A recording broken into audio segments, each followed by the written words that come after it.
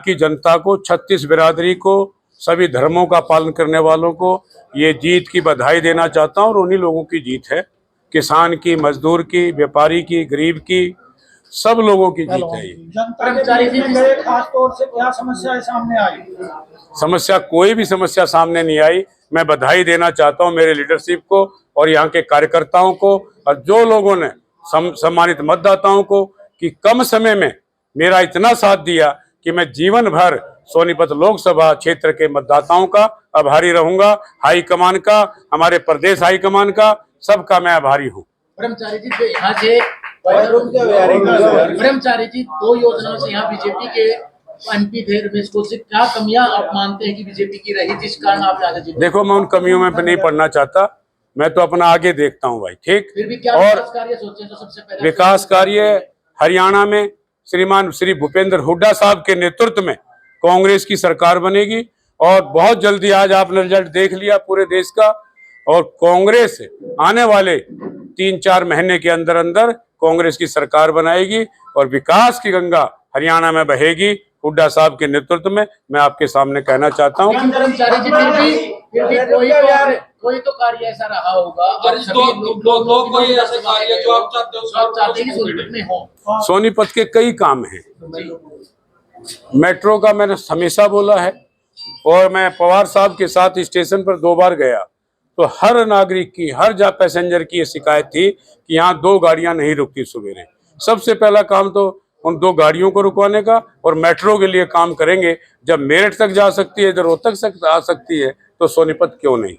रोजगार के लिए गठबंधन की सरकार बनती है तो क्या आपको मंत्री पद है वो दिया जाएगा? ये मेरा काम नहीं है भाई। मैं तो बहुत कम उम्र में और बहुत पहली बार सोनीपत की जनता के आशीर्वाद से यहाँ पर विजयी हुआ हूँ। ये हाई कमान का काम है। एक बड़ा प्रोजेक्ट है ब्रह्मचारी जी, ड्रामा सेंटर, जो बहुत दिन से लंबित है, क्या उसकी फाइल आगे सरकेगी? 10 साल तक दौड़ेगी, सरकेगी नहीं, वो फाइल दौड़ेंगे यार। जो पहले काम नहीं हो पाए हैं इन 5 वर्षों में, मैं 100% तो नहीं कह सकता, लेकिन पूरी कोशिश आप सबसे मिलकर के, हमारे ये 5-6 विधायक यहाँ पर हैं। और अपराध काफी बढ़ रहा है, अपराध जो है कांग्रेस की गुटबाजी को खत्म करने के लिए खासकर सोनीपत में कहीं गुटबाजी नहीं है। 5 लोकसभा जीतने का बहुत बड़ा काम हमारे माननीय राहुल गांधी जी के नेतृत्व में, खड़गे साहब के नेतृत्व में और चौधरी भूपेंद्र सिंह हुड्डा साहब के नेतृत्व में और चौधरी उदय भान के नेतृत्व में और हमारे प्रभारी महोदय के साथ मिलकर के इतना बड़ा काम हरियाणा की जनता ने, ये कांग्रेस का साथ दिया है। आने वाली कांग्रेस की सरकार बनेगी, मैं आपसे दावे से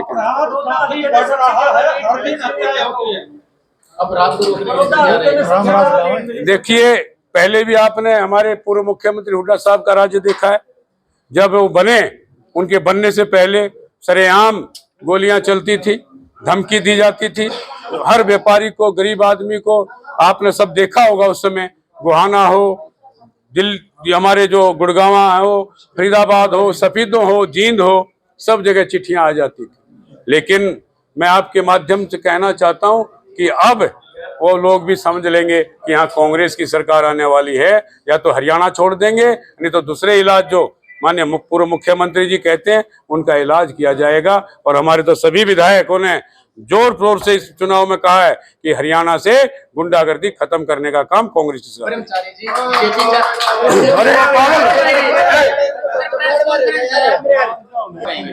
देखिए, लोग, जनता समझ चुकी है और सरकार भी ठीक है, बहुमत के पास चले गए, लेकिन कांग्रेस ने और हमारा जो अलायंस संगठन था, उन्होंने पूरी मेहनत से चुनाव लड़ा है और काफी सीटें, अब आप देख रहे हैं, पूरा मैंने पूरा देखा भी नहीं है, लेकिन 250 के आसपास बताते हैं कि इस अलायंस की, जो इंडिया अलायंस है, 250 के आसपास उनकी सीटें आएंगे और आने वाले समय में सरकार भी बन सकती है, क्योंकि अब भाजपा में भगदड़ मचेगी। मैं आपके बीच में आज कह रहा हूँ। कौन सा मुद्दा ऐसा रहा ब्रह्मचारी जी जिसे आप मानते हैं कि कांग्रेस गुना पाई और बीजेपी उस मुद्दे पर पीछे? देखिए, 2 करोड़ नौकरियां बोला था, किसी भाई को नौकरी मिली।